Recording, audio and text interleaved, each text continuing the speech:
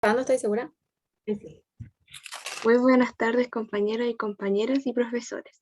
Hoy con mi grupo, como pueden visualizar, le hablaremos cómo influye la pérdida del hábitat en la extinción de las especies. Pero antes de irnos directo al tema principal, ¿qué se considera como hábitat? Bueno, según la RAE, la Real Academia Española, es un lugar con condiciones apropiadas para que viva un organismo, una especie o una comunidad, ya sea animal o vegetal. Entonces, el hábitat se puede concebir como el espacio que reúne las condiciones y características físicas y biológicas necesarias para la supervivencia y la reproducción de una especie. Pero, ¿qué sucedería si este lugar o espacio se ve perjudicado? La pérdida del hábitat reduce la población y la diversidad de especies, siendo el causante de un tercio de la extinción de los animales de los últimos siglos. Además, esta pérdida afecta importantes procesos ecosistémicos, como la polinización y el control de plagas. Se sabe que a cada tamaño de hábitat le corresponde a un cierto número de especies, es decir, el tamaño del hábitat equivaldrá al número de especies que existirá ahí. Sin embargo, los recursos para estos tienen un cierto límite, por lo que la capacidad de mantención decae, el número de habitantes también va a decaer, provocando así la extinción. ¿Cuáles serían las causas por las que las especies podrían perder su hábitat? Las causas por las que las especies pierden su hábitat son diversas, pero hay procesos de selección natural que van a contribuir a la extinción de especies, como por ejemplo las catástrofes naturales, que con esto hacemos referencia a las lluvias torrenciales, a las erupciones volcánicas, a los fuegos naturales, etc. Pero por otro lado, las acciones humanas también contribuyen a la pérdida de hábitat, y entre ellas destaca la agricultura a gran escala, y esta última es la principal destrucción de hábitats, ya que, según estudios, el 40% de la pérdida de ecosistemas se le adjudica a esta. También hay causantes importantes como la tala desmedida de árboles, la sobrepesca y la proliferación humana, entre otras. ¿Qué dictan las organizaciones sobre esta pérdida de hábitat?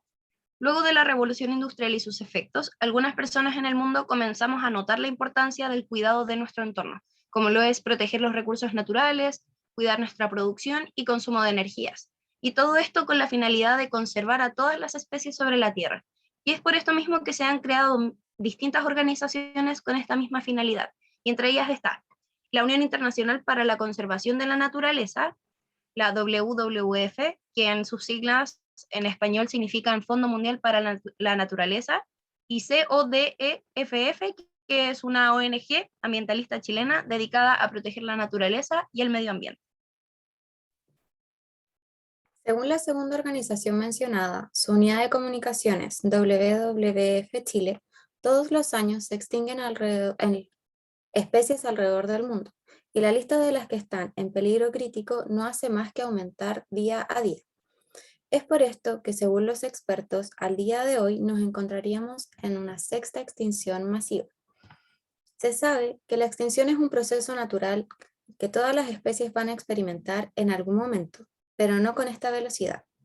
Por ejemplo, en Norteamérica, desde 1970 a la fecha, se han perdido más de 3.000 millones de aves, como podemos ver en la imagen.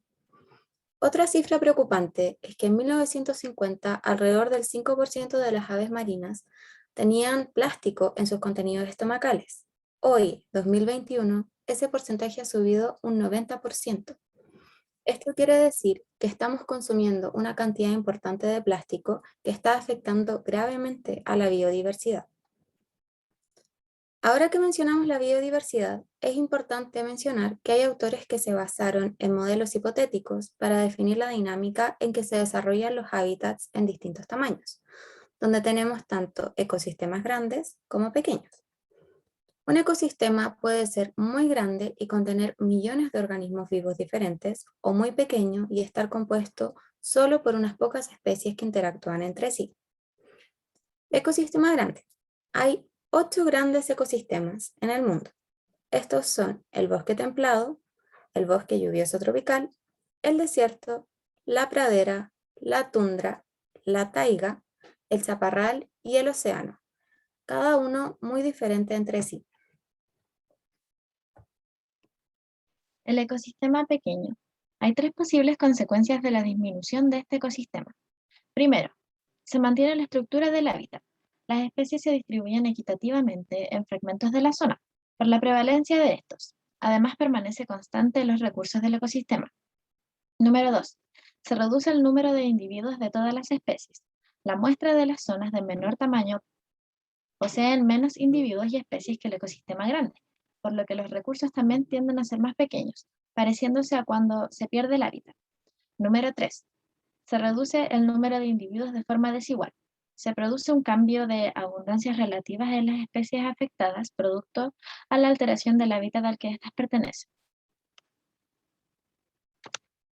Los cambios en la biodiversidad debido a la pérdida de hábitat alteran muchos procesos ecológicos, acelerando así el proceso de extinción. Sin embargo, las extinciones no suelen ser inmediatas, y aquí nace el concepto de deuda de extinción, el cual se refiere a que algunas especies persisten con una menor abundancia y una dinámica poblacional menguante, hasta que desaparecen los últimos individuos, lo que genera una distribución desigual en la abundancia de las especies, lo cual queda demostrado por el modelo de Chase y sus colaboradores, donde hablan de las llamadas especies ganadoras, que dominan en hábitats pequeños. Ahora bien, al ir desapareciendo estas especies, estas pueden ser reemplazadas por otras provenientes de los paisajes humanizados circundantes, lo que se conoce como efectos de margen, y toma mucha importancia en los fragmentos pequeños. ¿Cómo influye la pérdida de hábitat en la extinción de especies? Al remontarnos de lleno en el contenido del paper, se hace alusión a una relación muy básica y universal, que fue descrita hace más de 150 años, la cual determina que en cuanto mayor sea el área que abarca el hábitat, mayor será el número de especies, y por tanto también su variabilidad. También existe un número limitado de especies similares que pueden coexistir en el mismo hábitat, debido a que los recursos que este contiene también son limitados. Por tanto, al reducir la extensión del hábitat, se hace más difícil el sustento de las organizaciones tróficas para poder sobrevivir, como lo son, por ejemplo, especies que necesitan tener poblaciones grandes para ser viables, pero al limitarlas de esta forma, a la larga terminarán por extinguirse. ¿Cómo puedes participar en la regeneración del ecosistema? Los ecosistemas se regeneran por sí solos cuando no hay una barrera que se les impida. Sin embargo, cuando los ecosistemas están muy degradados, la regeneración es lenta o se detiene la dinámica natural. Es necesario implementar estrategias para su recuperación, la cual se denomina restauración asistida o activa. Esta consiste en una serie de pasos como evaluar el estado del terreno y el potencial de regeneración, seleccionar especies adecuadas para la restauración, propagar y controlar estas especies, seleccionar cuidadosamente dónde se colocará cada especie, entre otras. La ayuda comunitaria de la zona en la cual se busca restaurar un ecosistema es importante, ya que ellos tendrán constante interacción con el terreno y su labor será cuidar y proteger este ecosistema de acciones humanas para que no se vuelva a perder este hábitat. Aquí se puede ver nuestra bibliografía. Así que muchas gracias por su atención. Si tienen alguna duda, déjenla en los comentarios.